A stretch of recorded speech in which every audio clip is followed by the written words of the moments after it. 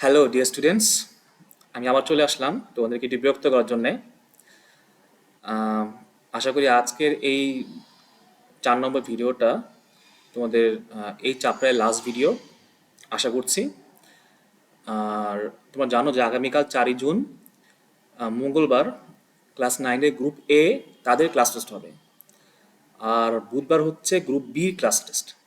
হ্যাঁ, তোমরা সবাই বাসাতে খাতা নিয়ে আসবে, কাগজ তুমি দুইটা দুইটা পেজ নিয়ে আসবে, দুইটা পেজ নর্মাল A4 সাইজের পেজগুলো, যেটাতে তোমরা অ্যাসাইনমেন্ট করো, সেগুলো হচ্ছে তোমার দুইটা পেজ নিয়ে আসবে। আর যদি তোমার দিস্তা যে খাতাগুলো হয়, তোমার যে দিস্তা খাতা তৈরি করো, সেটা একটা পেজ আনলেই হবে। বেশি বড় করে লেখার কোনো প্রয়োজন নাই, বেশি ভাব গম্ভীর হুবহু বইয়ের মতো লেখার কোনো প্রয়োজন নাই। তুমি ভালো করে বুঝে, আমি যে নোটগুলো দিয়েছি এটা ভালো করে বুঝে নিজের মতো করে লেখার চেষ্টা করবে, কোনো মুখস্থ করবে না। তুমি যা বুঝো তাই লিখবে, ভয় পাওয়ার কিছু নাই, খুব সহজ। আচ্ছা, আর আর খাতায় অবশ্যই নিজের নাম, পিতার নাম, কোন ক্লাসে তুমি, কোন সাবজেক্টে পরীক্ষা দিচ্ছ, তোমার ট্রেডের নাম, এভাবে লিখলে তোমাকে আমি সেপারেটলি আইডেন্টিফাই করতে আমার সুবিধা হবে। আচ্ছা, তো এটা হচ্ছে তোমার সেশন সেশন 7। আমাদের লেখার কপিরাইট নিশ্চিত করি। কপিরাইট অর্থাৎ আমার কোনো তৈরি কোনো জিনিস যেন অন্য কোনো ব্যক্তি কপি করতে না পারে, সেটার অধিকারী হচ্ছে আমার কপিরাইট। আচ্ছা, এখানে কিন্তু লেখা আছে সৃষ্টিশীল এবং মৌলিক কোনো কাজের উপর এর স্বত্বাধিকার। স্বত্বাধিকারের অধিকার হচ্ছে কপিরাইট। সবাই স্বত্বাধিকার এই বানানটা একটু খেয়াল করো, অনেকেই বানানটা ভুল করে।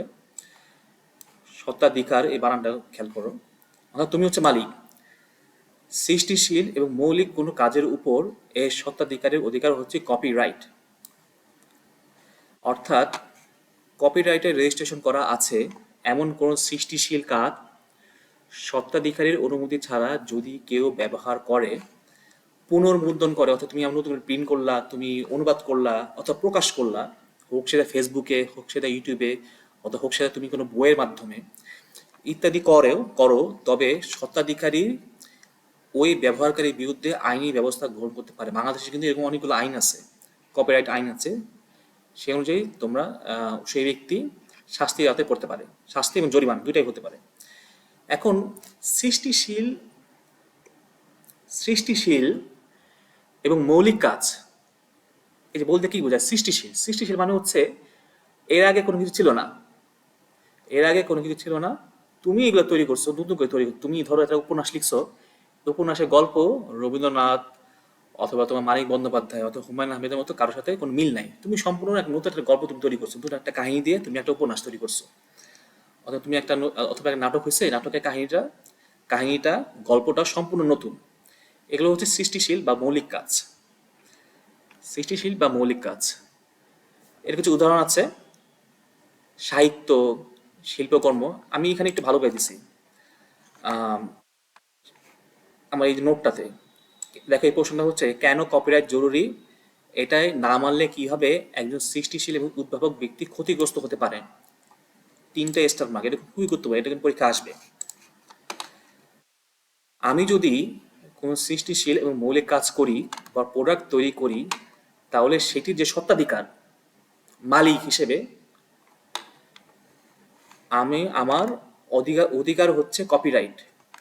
যেমন সাহিত্য, উপন্যাস, গল্প, কবিতা, শিল্পকর্ম, মিউজিক, তুমি একটা গান তৈরি করলা, তুমি একটা সিনেমা বানালা, কোনো ভাস্কর্য, মূর্তি, যেমন ধরো আম, অনেকগুলো ভাস্কর্য আছে, কোনো মূর্তি, কোনো মুক্তিযোদ্ধার ভাস্কর্য হতে পারে। হ্যাঁ, যেমন ধরো ঢাকা বিশ্ববিদ্যালয়ে আছে রাজু ভাস্কর্য। তারপর হচ্ছে কম্পিউটার সফটওয়্যার, ভিডিও গেমস, তুমি কোনো একটা গবেষণা করলা, তোমার কোনো ডিজাইন, তুমি একটা ভালো সুন্দর একটা ফটো তুললা। তুমি যদি সম্পূর্ণ নতুন কিছু তৈরি করো, তাহলে সেটি হবে একটি সৃষ্টিশীল সৃষ্টিশীল এবং একটি মৌলিক কাজ। এখানে বলা আছে, যদি কপিরাইট যদি না থাকে, যদি কপিরাইট যদি লঙ্ঘন হয়, তাহলে একজন সৃষ্টিশীল অথবা একজন উদ্ভাবক ব্যক্তি কিভাবে ক্ষতিগ্রস্ত হতে পারে। তোমার কষ্টের তৈরি করা একটা জিনিস যদি অন্য একজন ব্যক্তি, তোমার এক বন্ধু যদি চুরি করে নিয়ে যায়, এর থেকে আসলে কষ্টের আর কিছু হতে পারে না। কারণ ধরো তুমি একটা মুভি তৈরি করলা, এই মুভি বিক্রি করে কিন্তু তুমি, মুভি যদি সিনেমা হলে চলে, তাহলে কিন্তু তুমি প্রায় প্রচুর টাকাই পাবা, অনেক টাকা পাবা। সিমিলারলি তুমি যদি একটা সফটওয়্যার তৈরি করো, এই সফটওয়্যার বিক্রি করে কিন্তু তুমি অনেক টাকা উপার্জন করতে পারবা। এখন তোমার কষ্টে তৈরি করা সফটওয়্যার যদি আর অন্য একজন ব্যক্তি যদি নিয়ে যায়, চুরি করে নিয়ে যায়, সে তার নামে বিক্রি করে অর্থ উপার্জন করে, এটা নিশ্চয়ই তোমার জন্য ভালো হবে না। কিন্তু তোমার যদি কপিরাইট থাকতো, তোমার যদি রেজিস্ট্রেশন থাকতো, কপিরাইট থাকতো, তাহলে সেই লোকটা সেটা চুরি সহজে করতে পারতো না। আচ্ছা, এগুলা বলছে। আম, তারপর বলা হচ্ছে ক্রিয়েটিভ কমন্স কি। Creative Commons, creative Commons, Commons মানে হচ্ছে সাধারণ, অর্থাৎ সাধারণ ব্যক্তির জন্য যে লাইসেন্সটা। যেমন ধর আমি এখানে যদি একটা কপিরাইট নিই, ধর আমি সিনেমা তৈরি করলাম, এই সিনেমাটার কপিরাইটের জন্য আমাকে বাংলাদেশের তথ্য ও সম্প্রচার মন্ত্রণালয় থেকে সার্টিফিকেট নিতে হয়। তথ্য ও সম্প্রচার মন্ত্রণালয় থেকে সার্টিফিকেট নিতে হয় যে মুভিটা আমার, সেটা জন্য তোমাকে রেজিস্ট্রেশন করতে হয়। হ্যাঁ, অথবা একটা সফটওয়্যার বানালা, এই সফটওয়্যারটা যে তোমার, এটা কপিরাইটের জন্য তোমাকে রেজিস্ট্রেশন করতে হয়, টাকা দিতে হয়, মানে তোমাকে একটা একটা ফি দিয়ে এটা মালিক হতে হয়।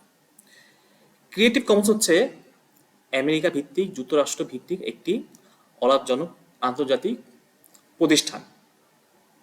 সিমিলারলি যে কোনো সৃষ্টিশীল বা উদ্ভাবন কাজ তুমি যদি নিজের নামে কপিরাইট করতে চাও, তুমি চাচ্ছ যে আমি একটা সফটওয়্যার তৈরি করলাম, এই সফটওয়্যারটা সাধারণ মানুষ ব্যবহার করবে, করুক। তুমি খেয়াল করবা যে ইন্টারনেটে ইন্টারনেটে কিন্তু অনেক সফটওয়্যার কিন্তু পাওয়া যায় ফ্রি। যেমন আমি এই সফটওয়্যারটা ইউজ করতেছি, এটা হচ্ছে ফক্সিট রিডার। হ্যাঁ, এটা হচ্ছে ফক্সিট রিডার, এই সফটওয়্যারটার নাম ফক্সিট রিডার। হ্যাঁ, এই ফক্সিট রিডারটা হচ্ছে ফ্রি, ফ্রি ইউজ করা যায়। এরকম অনেক সফটওয়্যার আছে তোমার ফ্রি, তুমি করতে পারবা। কিন্তু এটাকে তুমি তোমার নিজের নামে চুরি করতে পারবা না, নিজের নামে নিতে পারবা না। আর কি সফটওয়্যার আছে তোকে টাকা দিয়ে কিনতে হবে। যেমন ধরো যে মাইক্রোসফট ওয়ার্ড, এই যে মাইক্রোসফট ওয়ার্ড যেটা, হ্যাঁ মাইক্রোসফট ওয়ার্ড যেটা, এটা কিন্তু তোমাকে আহ, টাকা দিয়ে কিনতে হবে, বুঝছো? সাতটা না, তোমাকে এটা টাকা দিয়ে কিনতে হবে। তাহলে